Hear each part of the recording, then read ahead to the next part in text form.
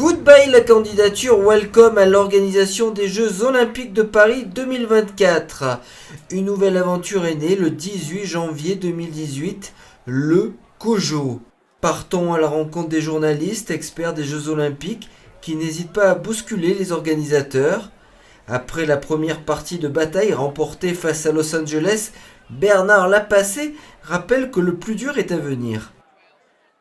On a fait une première partie de bataille, mais il reste une seconde qui est encore plus difficile. C'est d'arriver à conduire pendant ces 7 années qui arrivent le meilleur projet, le meilleur programme pour les Jeux Olympiques et Paralympiques. Management, sponsoring, étude des sites, mais aussi l'épineux métro du Grand Paris, autant de questions qu'il reste à traiter. Bien évidemment qu'on regarde de très près comment les choses vont être arbitrées dans les prochains jours pour pouvoir nous adapter. Nous, on sera impacté directement. En tous les cas, si une ligne de métro ne se fait pas comme elle devait se faire, c'est sûr que pour nous, ça engendre des difficultés très fortes. Donc on saura s'adapter, on essaiera de s'adapter. S'adapter sur la question des transports, oui, mais le temps est désormais compté pour le Grand Paris Express. Les spécialistes, les experts disent qu'il va y avoir un problème pour rendre tout ce qui était prévu en 2024. C'est courant, c'est classique. Donc ils pointent le doigt là-dessus. Le Grand Paris Express sera-t-il fini à temps?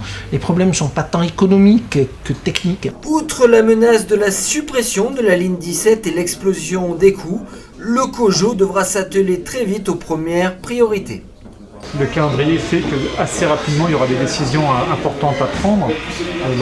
La première étape qui est déjà engagée, c'est quand même la constitution d'une équipe de base pour le pilotage du projet Paris 2024. Donc ça veut dire recruter des gens, des responsables de secteur au sein même de l'organisation. Donc certaines personnes vont basculer du comité de candidature à Paris 2024, comité d'organisation. Mais par ailleurs, il faut trouver un directeur financier ou une directrice d'ailleurs. Il faut trouver quelqu'un qui va être en charge de toute la partie partenariat, sponsoring, et c'est pas mince comme sujet. Et donc on est quand même sur une course contre la montre déjà lancée. Malgré toutes ces premières inquiétudes, certains experts affichent toujours une note d'optimisme sur l'avenir du vaisseau olympique. Il n'y a pas d'inquiétude du tout. Le problème, c'est qu'aujourd'hui, il va falloir construire très vite. Mais pas trop vite. Très vite, mais pas trop vite, parce qu'il faut que les stades ne soient pas terminés trop tôt, parce qu'après, ça coûte, faut les entretenir et ça coûte de l'argent. Vous avez des exemples? C'est-à-dire de villes qui sont parties trop vite? Les Chinois, par exemple, mais les Chinois, c'est pas un problème d'argent. Le problème, c'est de montrer qu'ils sont capables de réaliser ce qu'ils avaient promis. À Pékin. À Pékin, et la même chose pour Pékin 2022.